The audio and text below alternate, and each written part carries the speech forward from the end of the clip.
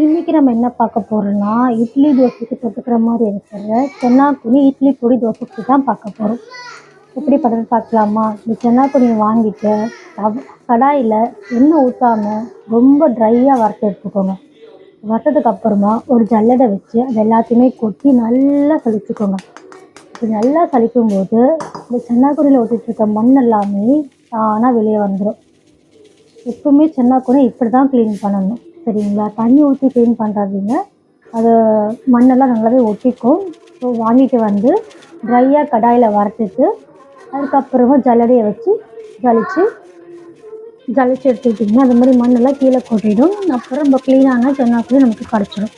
கண்டிப்பாக அந்த ஸ்டெப் மறக்காமல் ட்ரை பண்ணுங்கள். மறக்காமல் பண்ணுங்கள். ட்ரை பண்ணுங்கள், மறக்காமல் பண்ணுங்கள். அப்போ தான் வந்து நம்ம க்ளீனாக சாப்பிட முடியும். சரிங்களா?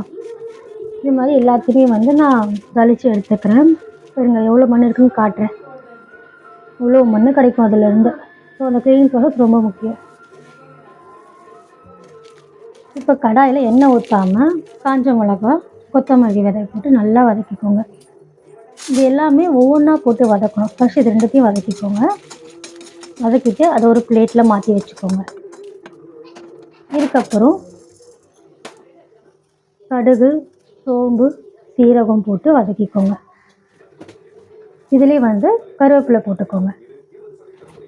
கலர் மாற வேண்டாம், ஓரளவுக்கு வறுத்திங்கன்னா போதும். விச் மீன்ஸ் கருவேப்பிலை கலர் மாற வேண்டாம், நல்லா கொஞ்சம் வறுத்துக்கோங்க. அதையும் வறுத்துட்டு ஒரு பிளேட்டில் மாற்றி வச்சுக்கோங்க.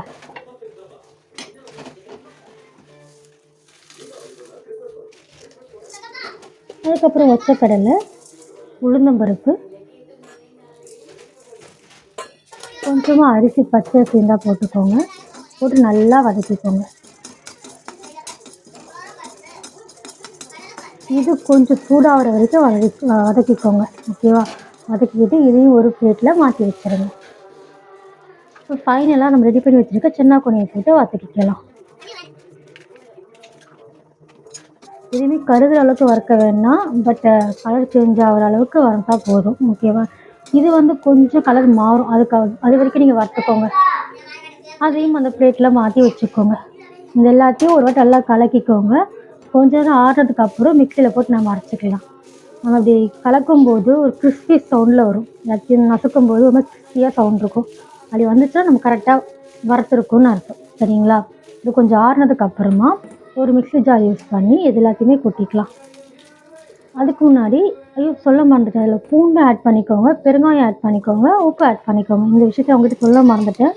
அதையும் ஆட் பண்ணி மிக்ஸி ஜாரில் ஆட் பண்ணிக்கோங்க. எல்லாத்தையுமே கொஞ்சம் கொஞ்சமாக அரைச்சி கொண்டு வாங்க. ஃபுல்லாக அரைக்க முடியாது. ஸோ கொஞ்சம் கொஞ்சமாக அரைங்க. ஒரு அரைகுறையாக அரைக்கணும்னு சொல்லுவாங்களே, அந்த பதத்துக்கு அரைங்க ஃபஸ்ட்டு. அதுக்கப்புறம் வந்து எல்லாத்தையும் கூட்டி நல்லா நைஸ் பவுடராக அரைங்க.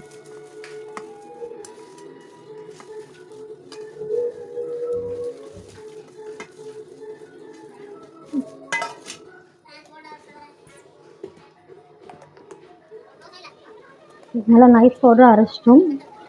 இதை கண்டிப்பாக நீங்கள் ட்ரை பண்ணி பாருங்கள். இட்லி தோசைக்கு ரொம்ப சூப்பராக இருக்கும். ஒரு ஏர் டைட் கண்டெய்னரில் நீங்கள் ஸ்டோர் பண்ணி வச்சிங்கன்னா 6 மாதத்துக்கு கெடாமல் நல்லாவே இருக்கும். சரிங்களா? ஃப்ரிட்ஜில் வைக்கணுன்ற அவசியமே கிடையாது. நம்ம வெளியே கிச்சன் பேக்லேயே வச்சுக்கலாம்.